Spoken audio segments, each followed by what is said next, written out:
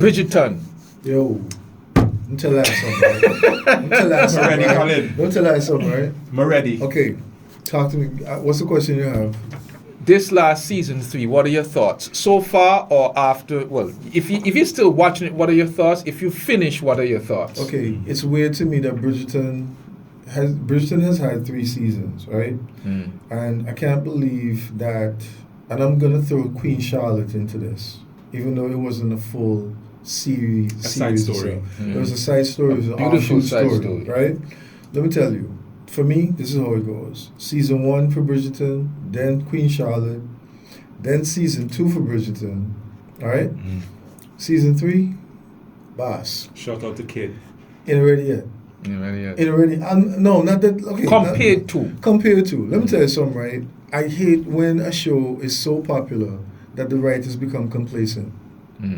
To me, the writers became very complacent. One, the story started off so all over the place. I didn't know who the story was really going to be based on.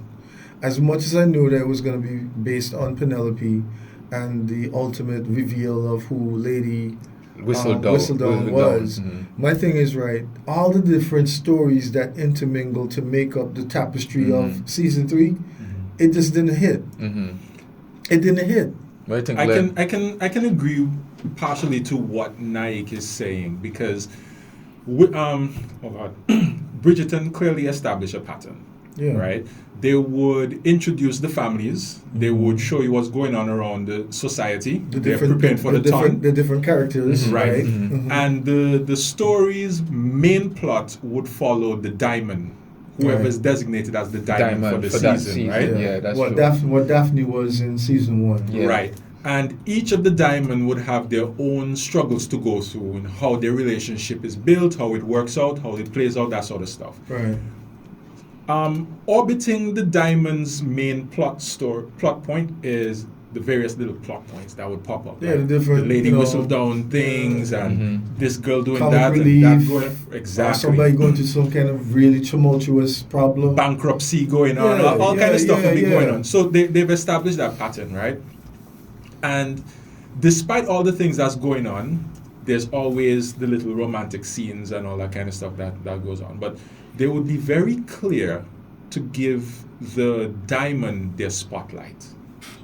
In the first one, we had, what's her name again? Daphne. We had Daphne. The second one, we had Kate. And that was an interesting one because the diamond wasn't the main focus for that one. No. Right? But they balanced it off because a lot of the But that was a beautiful story because it was such a build-up. And people hated season 2 because of the build-up.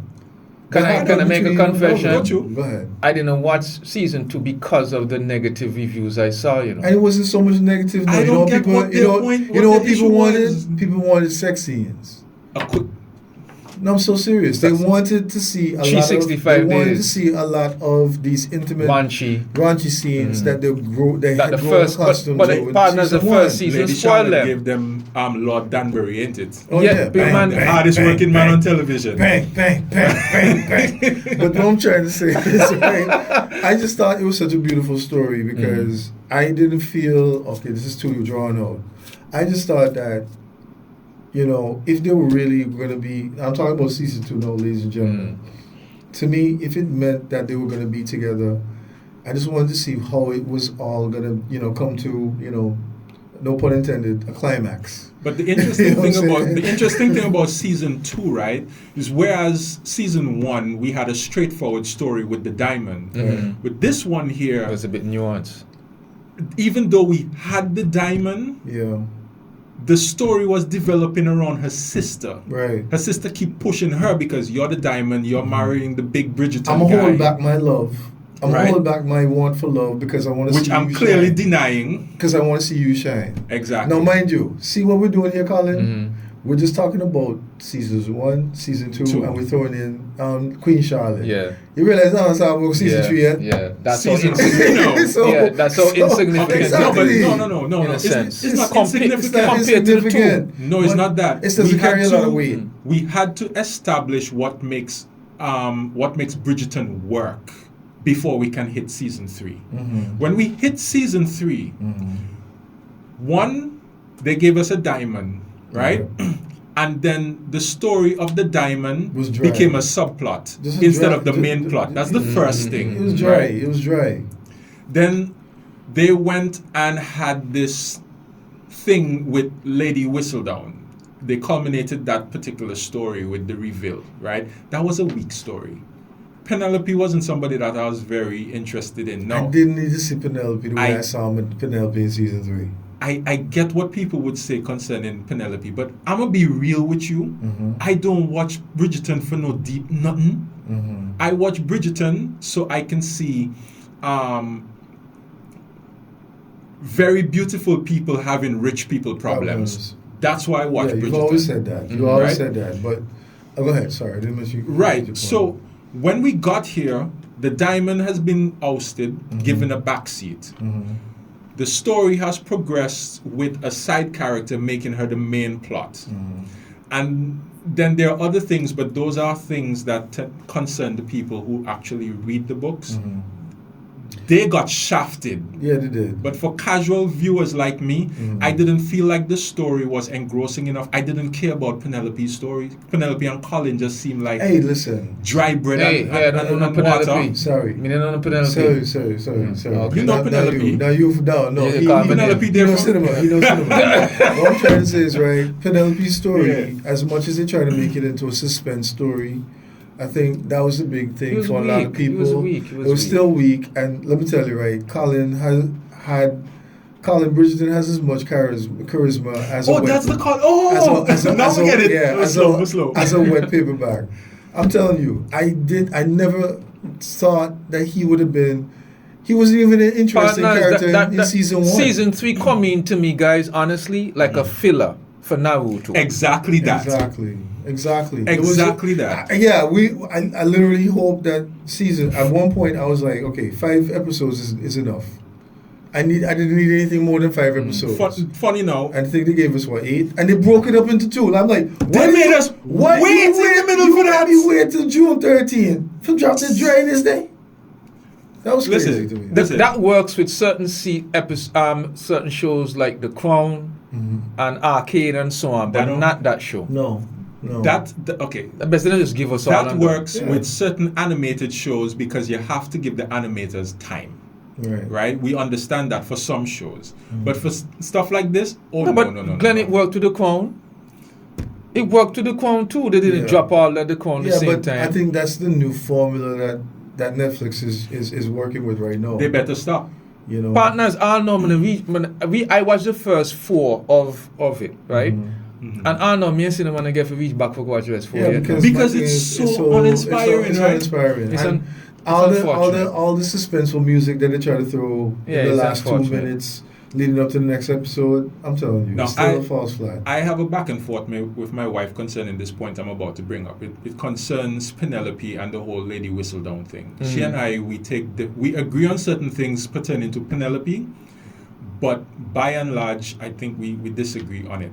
My thing is, Penelope didn't have a problem with the Lady Whistledown story. It only became a problem because she wasn't being logical about it. She was being emotional about it. Yeah, that's when it got back. Right?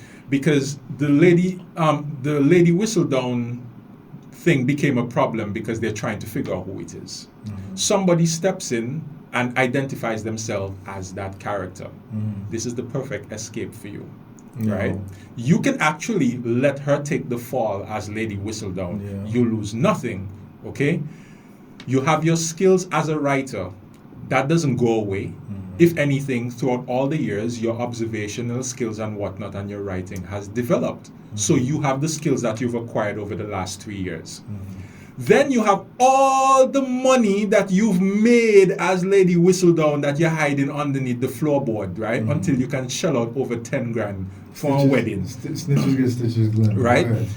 You have that as starting capital if you want to start again. And you already know the template. You as a writer isn't dead. I don't think.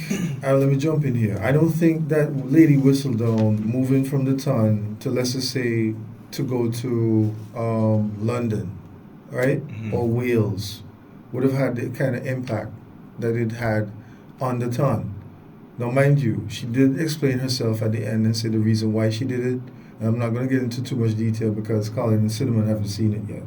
Right? No, it's fine. And it was cool. And it was cool. Yeah, no. The what do they call it? The moratorium done. So she said, she was living vicariously through a lot of people. She liked the fact that a lot of people could be their true, genuine selves, as flawed as they were. It was very interesting to see them live these outrageously wealthy lives, but still have issues that made interesting stories for her to write about. Right? So, as much as I can understand her doing it, all of that, I myself would have been up in arms knowing that somebody of lesser acumen than myself was going to then take the blame or announce themselves as being Lady Whistledown, because I'm gonna want to protect my IP at that point. Because my thing is, right, as much as that young lady, we all know why she stepped up. The girl who was like the bully in the show, the blonde-haired chick that I can't remember her name. She was being bullied herself. She was being bullied herself, and you see, they try to humanize what she was going through at home. She was like, you're not picked. You haven't been picked, and this is the things that you need to do to get picked. But her attitude and herself, her being, she just wasn't appealing to anyone. Here's the thing, but right? my thing is, I would definitely not want that person to be the one to take the blame or to get an easy out because of that person, because they're less than.